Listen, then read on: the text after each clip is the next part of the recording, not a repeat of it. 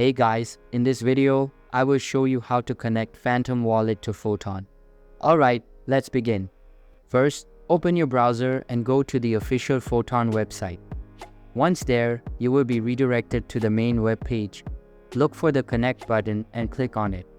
A new pop-up will appear on your screen. Next, enter your Phantom Wallet password to log in. After logging in, you will be prompted to continue with the connection process.